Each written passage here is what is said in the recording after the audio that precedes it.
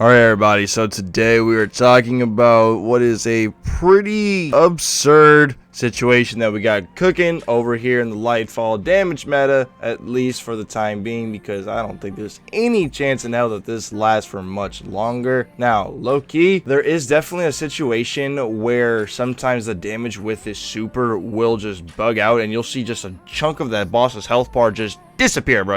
It's gone. But even when that doesn't happen and you just literally have your Star Eaters with the max feast of light stacks and you got your Strand whip ready to go, it puts in a good amount of damage, respectively so. Now, unfortunately, we weren't able to have any of the huge chunk bars of health just disappear against Rolk. However, in the first two clips, we literally just used basically pure super damage. I did use a tractor to debuff him before we popped our supers. And then in the third clip, because Rolk's damage phase is relatively long, we decided to go ahead and just use some of our weapons after our super ran out, and we just settled on a grand overture. Not really the most optimized setup of weapons damage wise after the super, as that is really what we were just focusing on. As you can see, even with a pretty unoptimized setup, we are still able to do a pretty decent amount of Rogue's health bar with just 3 people. And yes, I do know that you do more damage with the actual super, the light attack itself, which is really all the damage is coming from, is the light attack. But it does more damage when you're further away from the enemy. Unfortunately, because whenever you use the light attack, you kind of lunge a little bit forward. It's really difficult to consistently keep that up throughout an entire damage phase while trying to micro going backward and forth, getting the damage buff the entire time, and, you know, hitting your super, of course. However, one thing I do want to show is this clip right here against Galron, where after my super runs out, you're gonna see there's just a part of his health bar where it just